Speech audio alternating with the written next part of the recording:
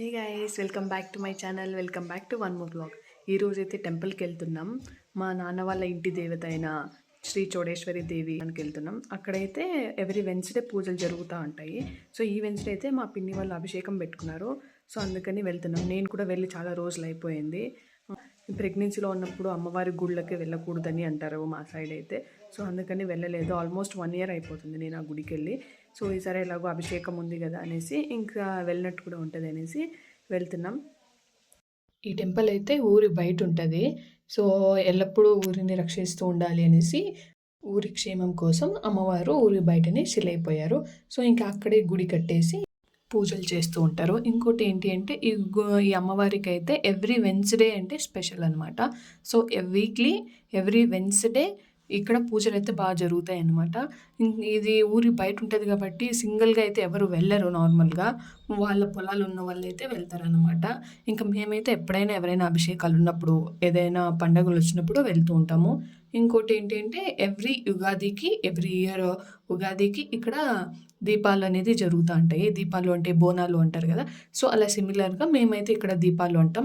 So దీపాలు జరుగుతాయి. So ఈ ఇయర్ కూడా ఉగాదికి చేస్తారు. సో ఆ వీడియోస్ కూడా నేను పోస్ట్ చేస్తాను, చూసేయండి. సో ఇక్కడైతే టెంపుల్కి వచ్చేసాము. టెంపుల్ పక్కన అయితే పెద్దగా ఇలా మర్రి చెట్టు ఉంటుంది. చాలా పెద్దగా ఉంది. గుడి కంటే ఇంకా పెద్దగా ఉంది ఆ మాన్ అయితే. ఇంకా ఇది ఫస్ట్ టెంపుల్కి వెళ్ళగానే 3 రౌండ్స్ వేస్తాం కదా. సో ఇంకా మేమైతే ఫస్ట్ టెంపుల్ చుట్టూ ఒక 3 రౌండ్స్ వేసామన్నమాట.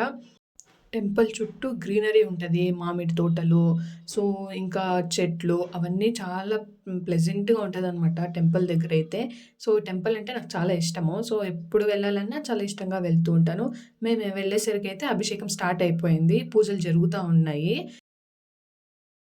मेघोष्णीयं पवामहनिसंगते ओम श्री चोडेश्वरीदेवी नमः गोक्षीरेण स्नापयामि ईशानं तेन शुद्धोदकेन स्नापयामि ओम श्री चोडेश्वरीदेवी नमः क्षीरनीराजनं समर्पयामि ओम श्री चोडेश्वरीदेवी नमः क्षीरनीराजनं समर्पयामि देवी ओम श्री चोडेश्वरीदेवी नमोस्तुते ईशते पृष्ठते श्री चोडेश्वरीदेवी नमः कृपाकरस्य सिद्धिरस्तु अटोपिति सरकार ऊते रोंडे तमिसा शतमानं भवति शतायुष्पुरुषे शतेन्द्रिय पृष्ठते श्री चोडेश्वरीदेवी नमः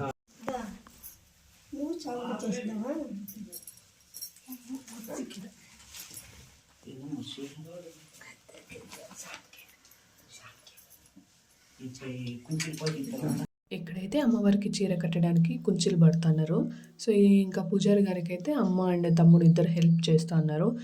ఇట్లా ఏమైనా అభిషేకం ఉన్నప్పుడు మనం తెచ్చిన శారీని దేవుడికి కట్టాలంటే కడతారు. మనకు కుదరలేదంటే ఇంకా వేరే ఎవరైనా తెచ్చింటారు కదా, వాళ్ళదైనా కడతారు. ఇక్కడ ఏంటంటే మళ్ళీ మనము చీర మనకు మళ్ళీ కావాలి అంటే దేవుడి దగ్గర పెట్టి పూజ చేసి మళ్ళీ మనకి ఇచ్చేస్తారు. సో మనం వేర్ చేసుకోవచ్చు. ఇంకా అలా వద్దు దేవుడికే సమర్పించేద్దాము అనుకుంటే ఇంకా వాళ్ళే పెట్టుకునేస్తారు. మేమైతే ఎప్పుడు దేవుడికే ఇచ్చేస్తాము. మళ్ళీ మేమేం తీసుకోమన్నమాట. ఎప్పుడు పూజలు జరిగినా కూడా ఒకవేళ మేము శారీ ఇచ్చినప్పుడు దేవుడికి సమర్పించేస్తాము. ఇక్కడైతే ఎక్కువ గాలి ఉన్నింది. సో అందుకనే చీర ముగ్గురు పట్టుకున్నా కూడా అది గాలికి వెళ్ళిపోతుందన్నమాట. సో ఇంకెలాగో అలాగా ఇద్దరు ఫోల్డ్ చేశారు. అమ్మవారికి చీర కట్టాలంటే ఇంకా మిడిల్లోకి ఫోల్డ్ చేసేసి ఇంకా మొత్తం కుంచీలు పట్టి లాస్ట్లో కొంచెం వదులుకొని ఇంకా అమ్మవారికి చీర కడతారనమాట. నేను కూడా ఫస్ట్ టైం చూశాను. అమ్మవారిని అలంకరించాక అమ్మవారు అయితే ఎంత కళగా ఉన్నారో చూడండి మీరు. చాలా బాగున్నారు.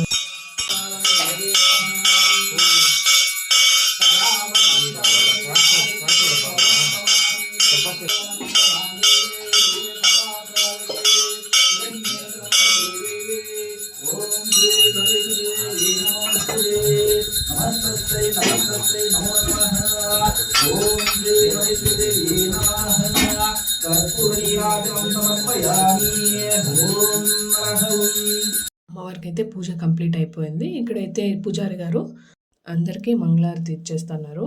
మంగళారతి, పువ్వు, కుంకుమ అండ్ ఫ్లవర్స్ అన్నీ ఇస్తున్నారు. ఇక్కడైతే మా అత్త అయితే హాయ్ చెప్తుంది చూడండి. ఇక్కడ నా తమ్ముడు బాబుని ఎత్తుకుంటే బాబు అయితే అస్సలు ఏడవట్లేదు.